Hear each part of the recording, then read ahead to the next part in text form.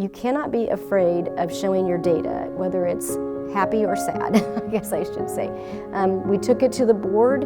I continue to take it to the board, and the needle has not moved as much as I want it to move yet.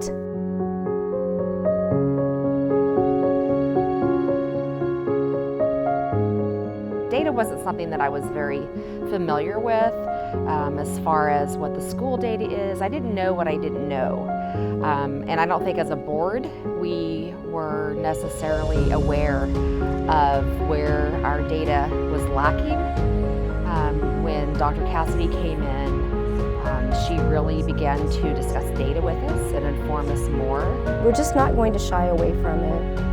I'm going to continue to find things that we can be very proud of and highlight those as well. There's so much in this community to be proud of. It has impacted our decision making as far as FTEs and developing new roles. So we have, in the last couple of years, we've hired a curriculum director and we have hired an assessment and instructional coach.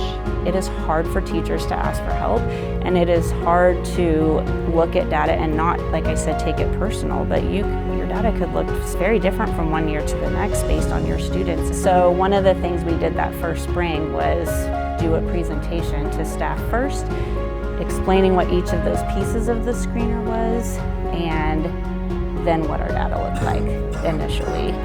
And then we also shared that same presentation with the students at the secondary level, so 6th through 12th grade. And they saw our data, but they also had a little bit better understanding of what this test was that they were taking and how we were using it, that it was to help guide instruction, it was to help their teachers know what they know and don't know. And we started rolling out data talks with our secondary students so that they would then see their individual results. Because if they never see the results, they don't have a conversation about it, why should they care about taking it? I think our staff is really focused on student improvement, so the data doesn't feel as personally attacking. They want our students to improve. They know that we all have areas of improvement, and the willingness to have the conversation about the data and how we go about fixing it has been very open and well received at our end of the building. We try to find pockets of growth as well as where we are suffering. And I think that that's something we learned, because initially we would put it up there and it's so deflating and it's defeating. And there's so much pride here, and there's so many great teachers. So I don't want them to think, or the board to think, that it's them. It's what we're doing and how we're using it. And we just have to be more current and doing what research tells us to do.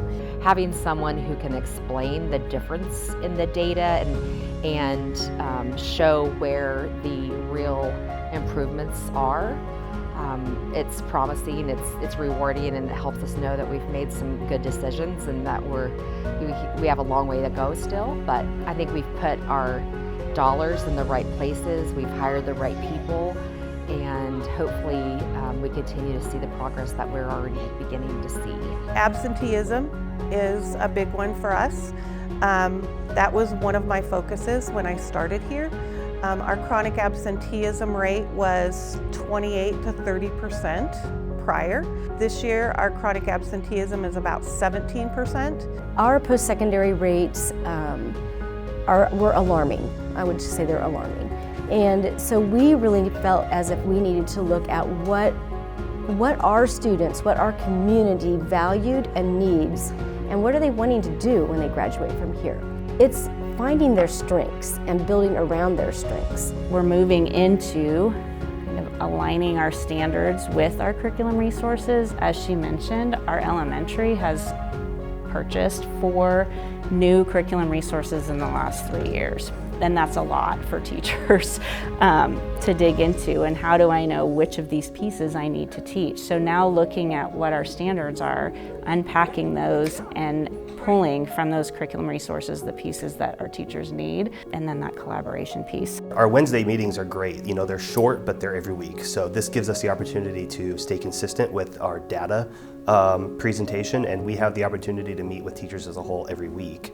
A lot of districts will spread out their professional development, and that makes it harder to keep teachers aware and abreast of the things that we're trying to accomplish. We know that if we're using research-based strategies, we know that if we continue to operate with fidelity, we know that if we're in these classrooms and we're mentoring and coaching, that we really believe ultimately we will start to see that growth. But it is hard to take data that's not jumping off the pages and share it locally, but you have to. You know, I'm the fourth secondary principal in 5 years here, and I think not only do our teachers but our community and our students are looking for consistency.